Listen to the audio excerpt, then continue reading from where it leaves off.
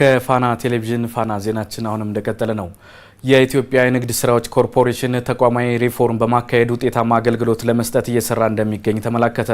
ኮርፖሬሽኑ የአርሶ አደሩን የአምራችና ሸማቹን ተጠቃሚነት ለማስጠበቅ የተቀናጀ አሰራር ተግባራዊ እያደረገ ይገኛል ተብሏል። ከተቋሙ ደንበኞች ጋር ያለውን ግንኙነት ለማጠናከርና የሚስተዋል ክፍተቶችን ለማረም የሚያስችል ምክክር እያካሄደ ይገኛል። ምክክሩን እየተከታተለ የሚገኘው ባልደረባችን ሄኖክ ለሚ በቀጥታ መስመራችን ላይ አግኝተነዋል። ሄኖክ እንደምን ውለሃል? መረጃዎችን መቀጠል ትችላለህ።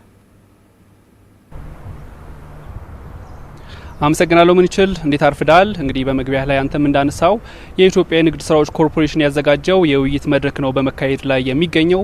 ይህ የውይይት መርሃ ግብርም በዋናነት በተለይ ከኮርፖሬሽኑ ጋር በጋራ የሚሰሩ ደንበኞች፣ የሀገር ውስጥ አጠቃላይ አምራች ተቋማትን ጨምሮ ከተቋሙ ጋር አጠቃላይ የግብይት ሂደቱ ላይ በጋራ የሚሰሩ ባለድርሻ አካላት ናቸው የውይይት መርሃ ግብሩን እየተሳተፉ የሚገኙት።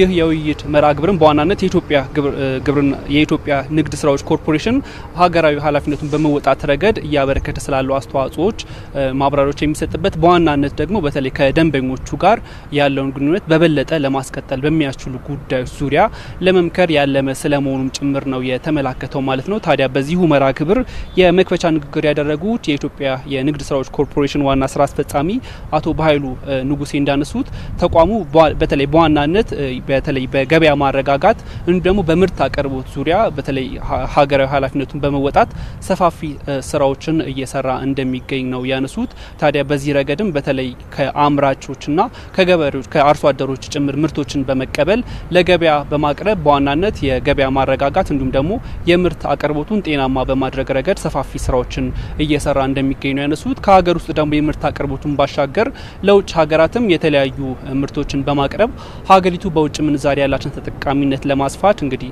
ሰፋፊ ስራዎች እየሰራ እንደሚገኝ ነው ያወሱት። ታዲያ ምርቶችን ወደ ውጭ ሀገራት ከመላክ ባሻገርም ዋነኛ በተለይ ማህበረሰቡ ፍጆታ የሆኑ ምርቶችን ደግሞ ወደ ሀገር ውስጥ የማስገባት ዘይትና ስኳርን የመሳሰሉ ምርቶችን ወደ ሀገር ውስጥ በማስገባት የገበያ ማረጋጋትና የምርት አቅርቦት ሂደቱን የበለጠ የማቀላጠፍ ስራዎች ላይ የበለጠ ውጤታማ ተግባር እያከናወነ መሆኑን ያነሱት። በተለይ ከቅርብ አመታት በተለይ ደግሞ ካለፈው አመት ወዲህ ደግሞ ሰፋፊ የሪፎርም ስራዎችን በመስራት በዋናነትም ከተያዘው 2018 ዓ.ም የሚጀምር እስከ 2020 የሚቀጥል የሶስት አመታት እቅድ በመንደፍ አጠቃላይ የተቋሙን ሪፎርም የማጠናከር የበለጠ የተሰጠውን ሀገራዊ ኃላፊነት የማረጋገጥ ስራዎች ጭምር ተጠናክረው መቀጠላቸውን ነው ያወሱት። ከዚሁ መካከል ደግሞ በተለይ ከአምራቾች ከአርሶ አደሮች የሚረከባቸውን ምርቶች የሚከማቹበትን መጋዘኖች የማስፋፋት የማጠናከር እንዲሁም ደግሞ በዘመናዊ ቴክኖሎጂዎች የማደራጀት ሂደቶች ተጠናክሮ መቀጠላቸውን ነው የገለጹት። ከዛም ባሻገር ደግሞ የማከፋፈያ ጣቢያዎችም